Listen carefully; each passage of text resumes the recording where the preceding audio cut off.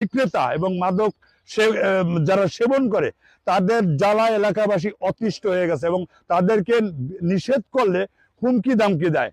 গাঁজা দিয়া ধরাই দিবে, বাবা দিয়া ধরাই দিবে, 10 লাখ থুয়ে দিছি, ওই পুলিশ দিয়া ধরাই দিমু, বিভিন্ন নাম দিছে। এখানে ওই লাশ বাগান, কলা বাগান, শাল বাগান, এই বিভিন্ন স্পট আছে। এখানে বিক্রিও হয়, সেবনও হয়। বিশেষ করে আমাদের এলাকার এই যে জয়নালের ছেলে আছে একটা সুজন, কাজল, তারপরে এখানে ওই যে আরো লাবলু আছে, তারপরে সবুজ আছে, তারপরে এরকম কিছু মানিক, এরকম কিছু বিক্রেতা আছে। এরা গাঁজা বিক্রিও করে এবং সেবনও করে। এদের সাথে আবার কিছু পাশের যারা মূলত এদেরকে চালান দেয়, মাল দেয়, ডিলার, এরকম আকাশ আছে, আনোয়ার আছে, এই ধরনের কিছু লোকজন আমাদের এলাকাটার একদম নষ্ট করে ফেলাইছে।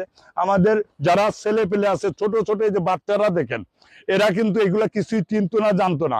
এখন এরাও সব বাগান চিনে, লাশ বাগান, গাঁজা বাগান। তো আমরা চাই আমাদের এলাকায় মাদকটা অন্তত নির্মূল হোক। এই যে মাদক বিক্রি হইতেছে রাস্তায়, বিভিন্ন ধরনের পুরুষ লোক আসতেছে আমাদের রাস্তার পাশে, আমাদের বাড়ি, কিন্তু আমাদের বিভিন্ন ধরনের সমস্যা হয়। রাস্তায় বেরোতে পারি না, ঘাটে বেরোতে পারি না। অনেক অনেক লোক আসে এরকম উত্তপ্ত করতেছে। এমন এই জায়গায় যে কোনো জনের নাম বলা হয়েছে, এরা কিন্তু এই বেছে এখানে থেকে মাদক উদ্ধারক জন্য উত্তপ্ত হচ্ছি আমরা। আমাদের হামলা হয় আমাদের উপরে। মাদক যারা বিক্রি করে তারা এখানে বিক্রি করে আছে। এখানে আমাদের বাড়ি একজন আছে সজল, তারপরে আছে সবুজ, সুজন, তারপরে আছে মানিক, আরো আরো নাম আছে, আমি অত বলতে পারি না নাম।